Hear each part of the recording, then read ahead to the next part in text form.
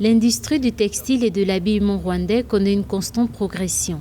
Alors que l'industrie du textile avait perdu ses performances en 2018, il se porte plutôt bien en 2020. Les expéditions de produits textiles et de vêtements ont déjà rapporté 34 milliards de francs CFA en 2020, d'après les données du ministère du Commerce et de l'Industrie. Ce montant représente plus du quintuple de la valeur totale des expéditions enregistrées en 2018.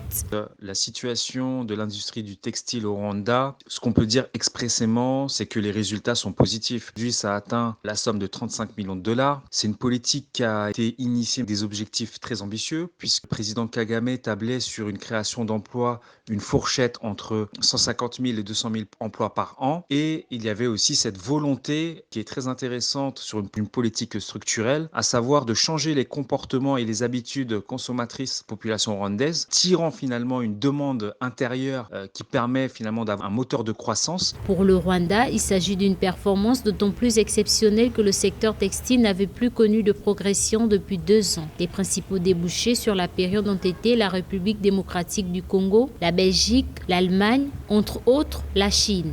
En réponse au marché américain, le Rwanda impose désormais une taxe de 30% sur les exportations de vêtements d'occasion en provenance des États-Unis. La première chose, c'est qu'il y a toute une stratégie de communication qui a été faite, qui est fort intéressante, puisque le Made in Rwanda s'est fortement propagé par des campagnes publicitaires et Paul Kagame a été le premier VRP en louant et en votant ce Made in Rwanda avec cet objectif de pouvoir attirer des investisseurs aux 4 coins du monde. Aujourd'hui, notamment les Chinois sont fortement présents au Rwanda, il y a aussi les Indiens, et c'est aussi de vanter qu'il y a un savoir-faire pour pouvoir soutenir cette industrie.